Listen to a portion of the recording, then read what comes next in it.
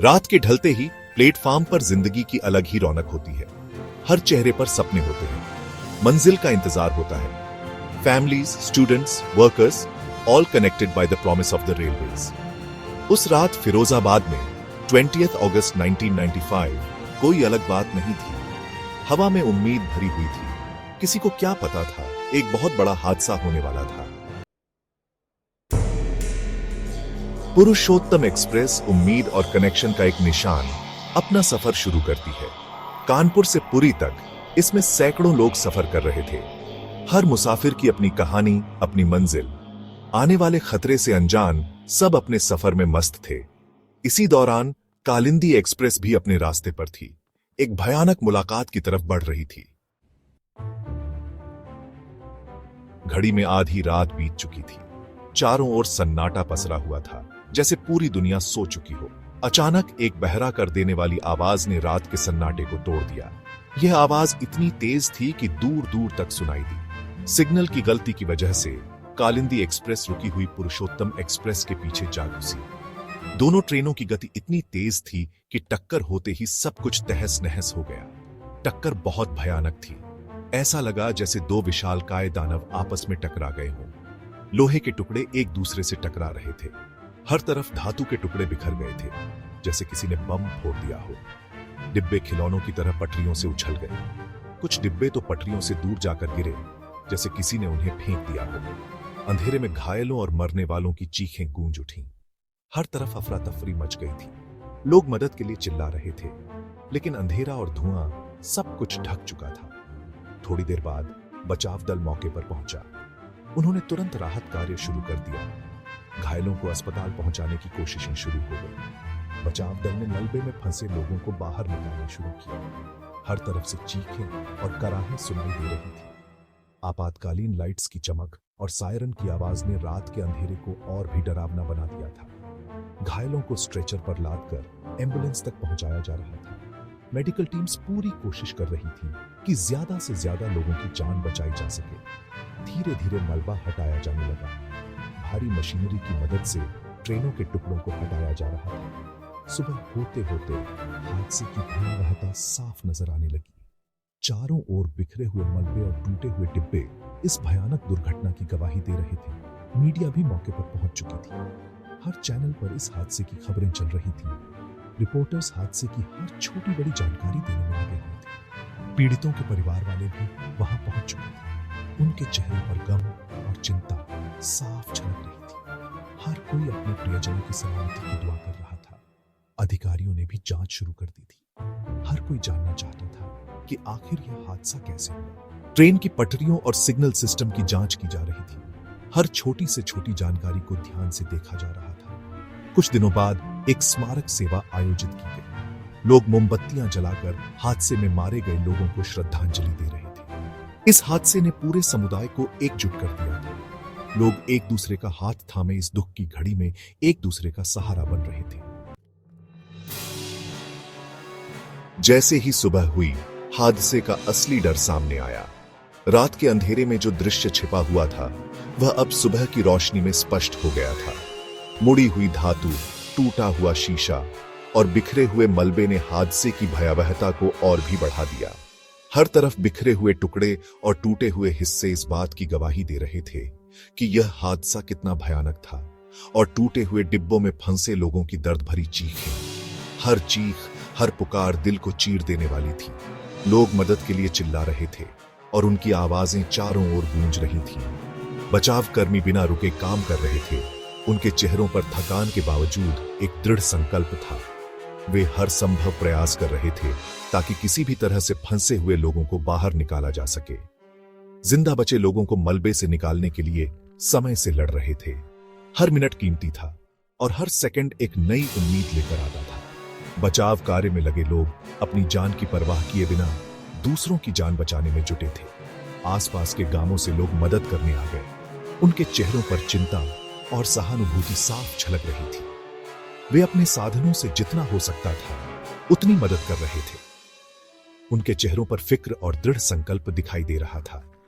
हर कोई अपने तरीके से योगदान दे रहा था, चाहे वह मलबा हटाना हो, घायलों को पानी पिलाना हो या फिर उन्हें ढांढस बंधाना हो। हर बीतता मिनट जीवन के लिए एक जंग था, हर पल कीमती था और हर क्षण एक नई चुनौती लेकर आता था। बचाव कार्य में लगे लोग अपनी पूरी ताकत और समर्पण के साथ काम कर रहे थे ताकि जितना हो सके उतने लोगों की जान बचाई जा सके। यह एक ऐसा समय था जब मानवता की असली ताकत और एकजुटता देखने को मिल रही थी। हर कोई एक ही लक्ष्य के लिए काम कर रहा था, जीवन बचाना। पूरे देश ने इस भयानक हादसे पर शोक मनाया। सबके मन में एक ही सवाल था, ऐसा कैसे हो सकता है? हादसे की वजह जानने के लिए एक बड़ी जांच का आदेश दिया गया। जांच में कई गलतियां सामने आईं। सिग्नल में इंसानी गलती, सुरक्षा के पुख्ता इंतजाम की कमी और सिस्टम की खामियां। सच्चाई जब सामने आई तो बहुत कड़वी थी। Section 6 scars on the tracks, the aftermath.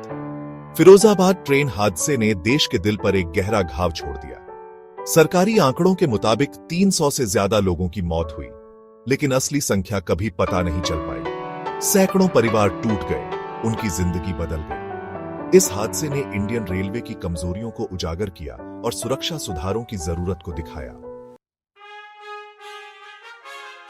Section 7 lessons learned, railway safety revolutionized. Firozabad का हादसा इंडियन रेलवे के लिए एक चेतावनी था। इसने रेलवे सुरक्षा में एक बड़ा बदलाव लाया। नए सुरक्षा नियम बनाए गए, सिग्नलिंग सिस्टम को बेहतर किया गया और टक्कर रोकने वाले उपकरण लगाए गए। सिर्फ रेलवे नेटवर्क को बढ़ाने की बजाय मुसाफिरों की सुरक्षा पर ज्यादा ध्यान दिया गया। Section 8 echoes of loss, remembering the victims. सालों बीत गए, लेकिन फिरोजाबाद रेल हादसे की याद आज भी हमें सताती है।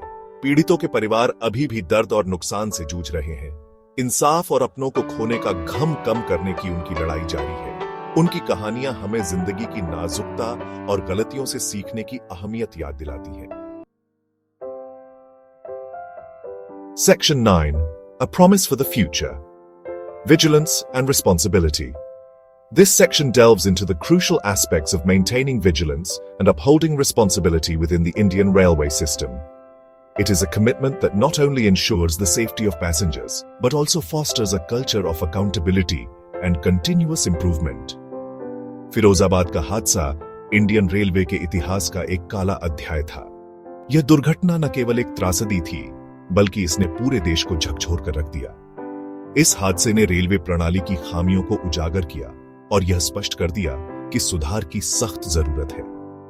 लेकिन इसने बदलाव की एक चिंगारी भी जलाई। इस घटना ने रेलवे अधिकारियों और कर्मचारियों को यह सोचने पर मजबूर कर दिया कि कैसे सुरक्षा मानकों को बेहतर बनाया जा सकता है। यह एक महत्वपूर्ण मोड़ था जिसने सुधार की दिशा में कई कदम उठाने के लिए प्रेरित किया। इसने सिस्टम में जिम्मेदारी और जवाबदेही की भावना पैदा की। रेलवे अधिकारियों ने यह समझा कि यात्रियों की सुरक्षा उनकी प्राथमिक जिम्मेदारी है। उन्होंने नए सुरक्षा उपायों को लागू करने और मौजूदा प्रक्रियाओं को सुधारने के लिए कड़ी मेहनत की। जैसे जैसे हम आगे बढ़ते हैं, हमें सावधान रहना चाहिए। हमें यह सुनिश्चित करना चाहिए कि हर ट्रेन यात्रा सुरक्षित हो। इसके लिए हमें नियमित निरीक्षण, उन्नत तकनीक और कर्मचारियों के प्रशिक्षण पर ध्यान देना होगा। सुरक्षा मानकों को बेहतर बनाने और ऐसे हादसों को फिर कभी न होने देने के लिए लगातार प्रयास करते रहना चाहिए। यह एक निरंतर प्रक्रिया है जिसमें सभी संबंधित पक्षों की भागीदारी आवश्यक है। हमें यह सुनिश्चित करना होगा कि हर स्तर पर सुरक्षा को प्राथमिकता दी जाए। जिन लोगों को हमने खोया है, उनकी याद हमें इस वादे को निभाने के लिए हमेशा याद दिलाती रहेगी। यह हमारी जिम्मेदारी है कि हम उनकी याद में काम करें और यह सुनिश्चित करें कि भविष्य में ऐसी त्रासदियों से बचा जा सके। यह एक सामूहिक प्रयास है जो हमें एक सुरक्षित और जिम्मेदार रेलवे प्रणाली की ओर ले जाएगा। आधुनिक तकनीक और नवाचार के साथ हम एक सुरक्षित और कुशल रेलवे प्रणाली की दिशा में आगे बढ़ सकते हैं। हमें यह सुनिश्चित करना होगा कि हर नया कदम सुरक्षा और जिम्मेदारी को ध्यान में रखकर उठाया जाए। यह हमारी प्रतिबद्धता है और इसे निभाना हमारा कर्तव्य है। कर्मचारियों का प्रशिक्षण और सुरक्षा अभ्यास इस दिशा में महत्वपूर्ण कदम है। हमें यह सुनिश्चित करना होगा कि हर कर्मचारी सुरक्षा मानकों से पूरी तरह अवगत हो और उन्हें पालन करने के लिए प्रतिबद्ध हो। यह हमारी जिम्मेदारी है कि हम एक सुरक्षित और जिम्मेदार रेलवे प्रणाली का निर्माण